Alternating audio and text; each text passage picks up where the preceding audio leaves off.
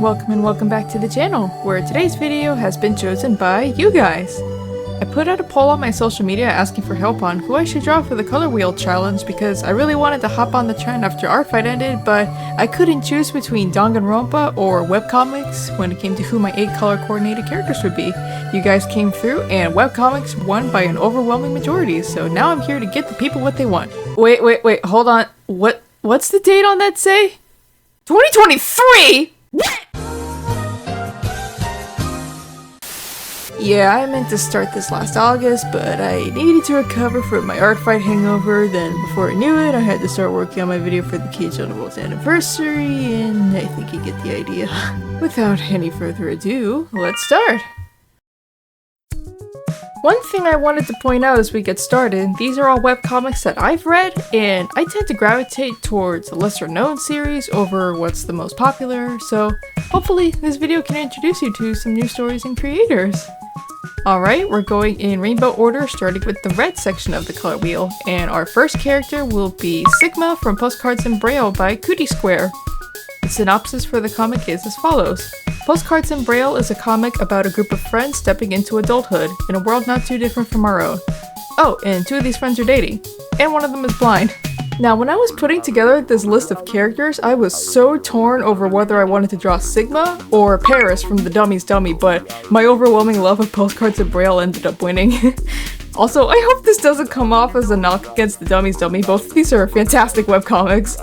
When I first got the idea to do this trend with webcomic characters last year, I knew I really wanted to include someone from Postcards in Braille, and my gut instinct was to draw Ro because he's my favorite character, but because his hair and clothes are all black, he definitely wouldn't have worked for this challenge. Everyone in the cast is really likable, to be honest, but Ro in particular is such a relatable goofball. I love him to bits. So I discovered Postcards in Braille through Tapas in early July of 2019, and I pretty much binged the entire thing in one sitting. When I reached the ending, it was one of the few times a comic was able to make me cry, and I'm not ashamed to admit that.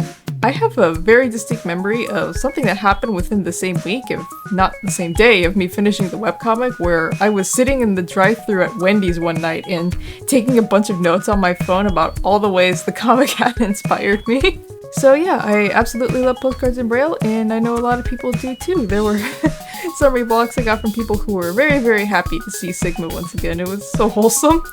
Stories like these really opened my eyes to how much I need to step up my game when including casual representation in my own writing. In general, I've always struggled with over-explaining plot beats and showing instead of telling, which can obviously blow up in your face when developing minority characters. A small part of me was tempted by the idea of having 𝚤𝚘𝚎's eyes be slightly visible underneath his glasses, just because it feels like a natural thing for me to do when drawing characters wearing these kinds of accessories in my style, but I just couldn't bring myself to do it. It felt so perverse. So opaque glasses it is! And yeah, I kinda gave up on his hand once I made it to the line art process, so I had to search for some proper reference images in order to bring it up to par. One thing I haven't done in a really long time that I brought back for all these illustrations was, after completing my sketch, scratching in some rough colors underneath, then merging those layers and doing my final line art on another layer and using my previous sketch layer to block in my flat colors. This is something I definitely need to do more often by default just because it's way more convenient for my workflow and helps speed up my drawing process. Then again, I probably shouldn't be saying that because this video still ended up coming out a week behind schedule. I kinda had a rocky start to this challenge, mostly due to my iPad crashing on me because I insisted on drawing all these illustrations in Procreate. Before I started this artwork, there were so many apps and brushes I deleted in order to free up space and have my tablet perform better. But during the final steps of 𝚤𝚘𝚎's piece, everything kept shutting down on me, and I couldn't even view my app switcher at all as I was exporting everything and checking my settings to try and figure out what the heck was going on. TLDR, Elle needs a new iPad. Father, I crave the M2 Air. On that note, webcomic 1 is webcomic done, so let's move on to our second highlight on this list. Coming up to our orange character in the color wheel, it's Felicity from the Dreamland Chronicles by 𝚤𝚘𝚎𝚑. That's right, we're delivering this fanart straight to the hobbit hole. And the synopsis reads, Alexander Carter has found a key that takes him back to the land of his childhood dreams. Now, every night, he encounters Dreamland, a magical world filled with dragons, fairies, and giants. Reunited with his childhood friends Paddington, Kiwi, and Natasha, Alexander embarks on a quest to save Dreamland from war within the Nightmare Realm. Holy crap, this comic was my childhood.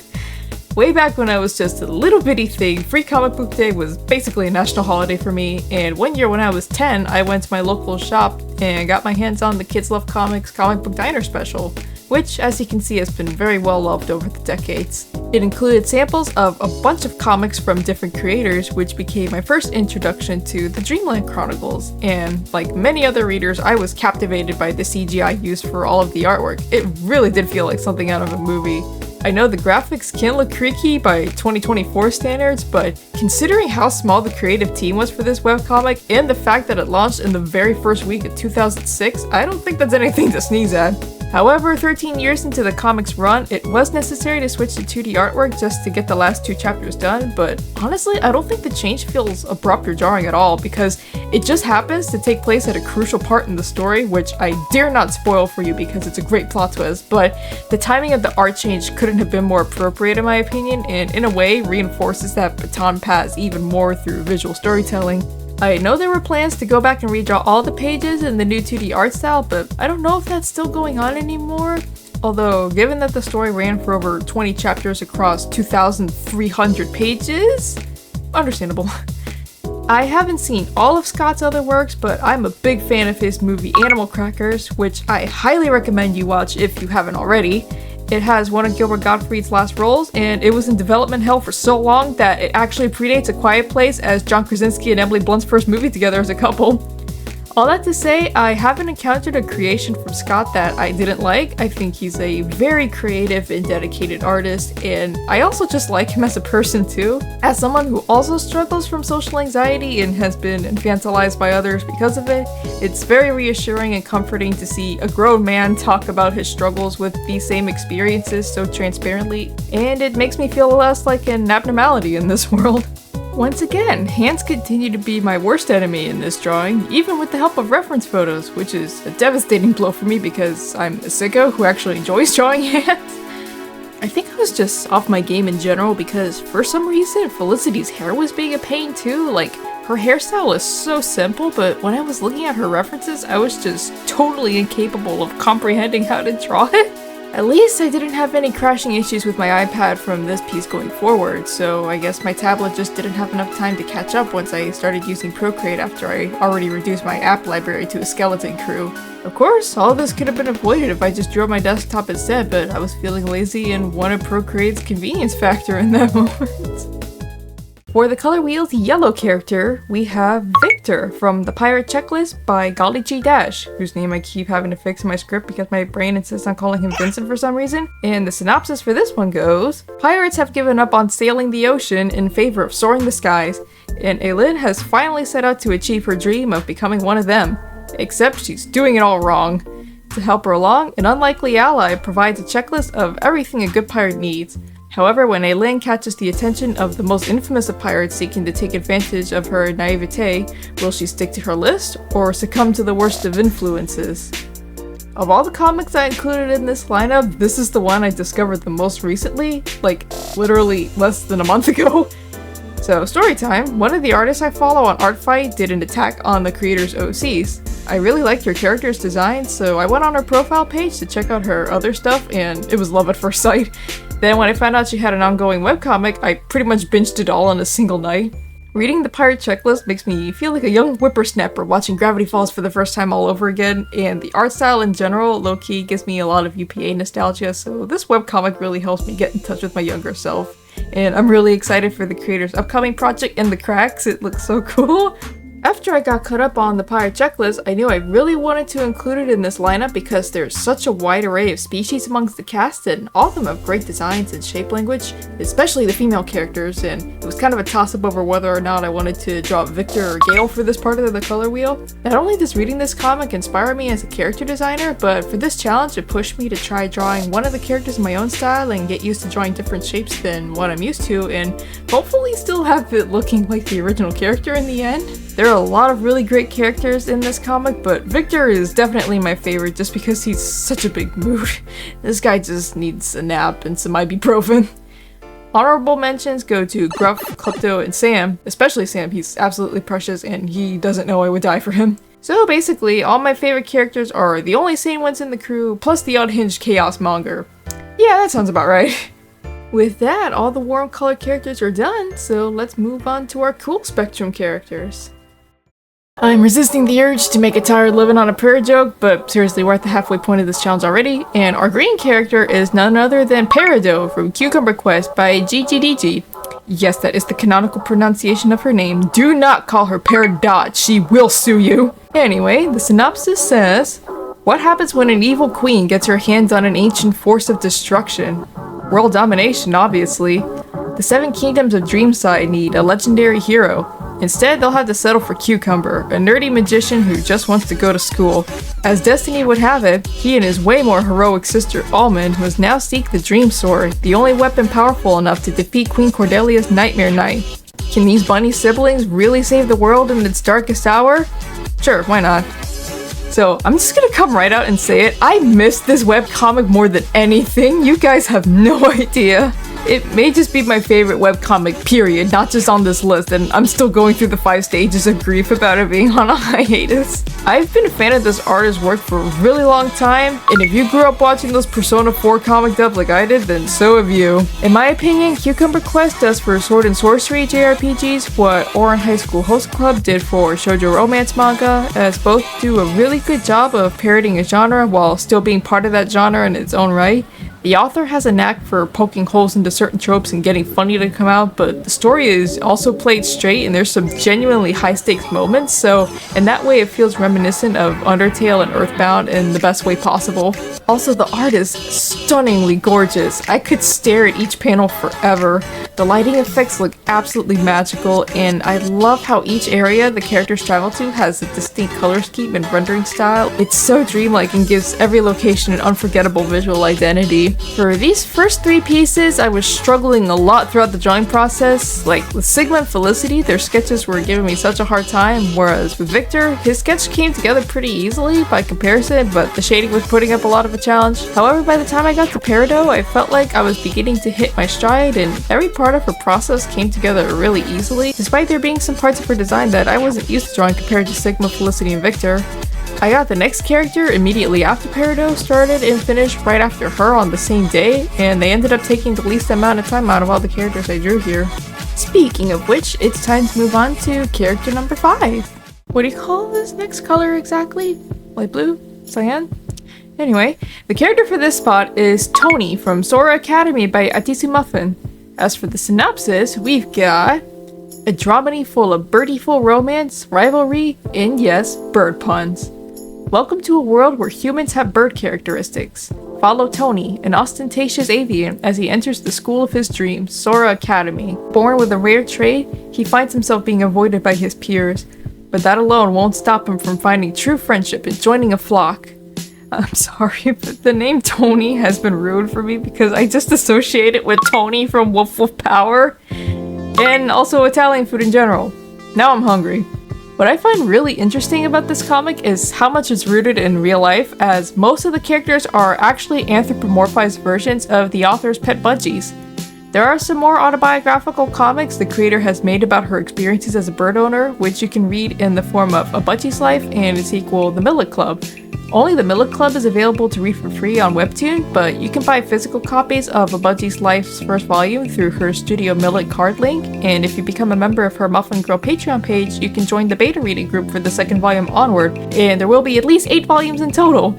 It's not necessary to read these other comics to get an understanding of Soara Academy, but I still highly recommend checking them out. They're a really good time, and you can really tell how much love and attention the creator puts into her comics.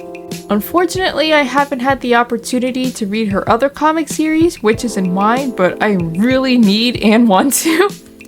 From her comics I have read, being Soara Academy, A Budgie's Life, and The Millet Club, I find the quality of the storytelling to be so consistent across all 3 of them. There's definitely more bird puns and anime references than you can shake a stick at, especially in A Budgie's Life and The Millet Club, but there are a lot of moments that are actually really poignant and thought-provoking.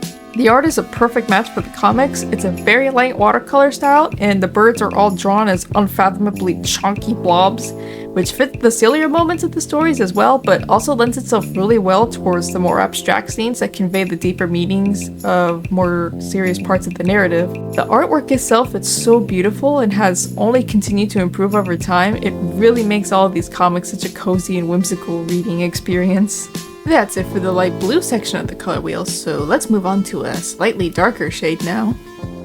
Our blue character will be Wen from Raven Saga by 𝚘𝚎𝚑. Apologies to that one person on Tumblr who was expecting me to draw blue chair. So saith the synopsis. Once upon a time, in a land of fairy tales, lived a girl and her grandmother, protected and secluded from the rest of the world. When her grandmother is taken by a mysterious boy, Wen must travel to the outside world to save her.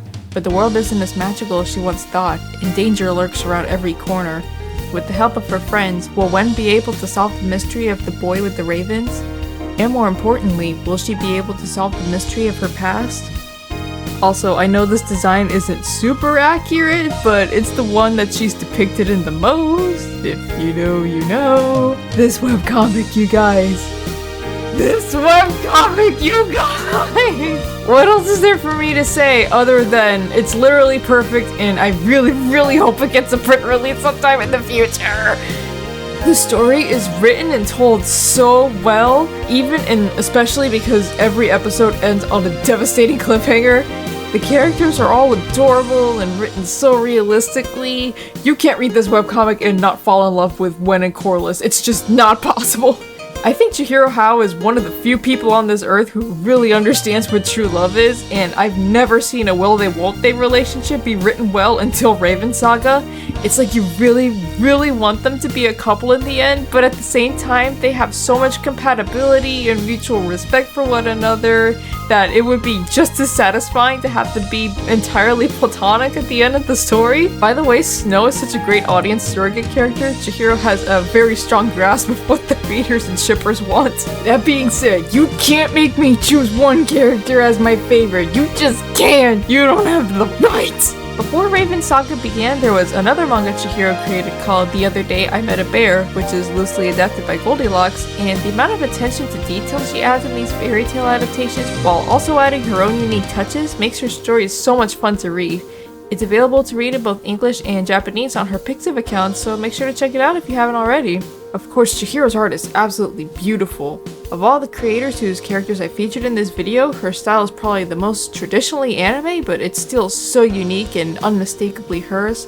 All of her characters have such dynamic expressions, and it's plain to see how much technical skill she has when drawing anatomy and poses. I actually own her art instructional book, Manga Academy, and I highly recommend it. It contains a lot of practical tips for drawing and making comics that go beyond the typical draw this character in this style instructions, and I know I've definitely learned a lot from it. And for some reason, once again, I had such a hard time drawing Wen.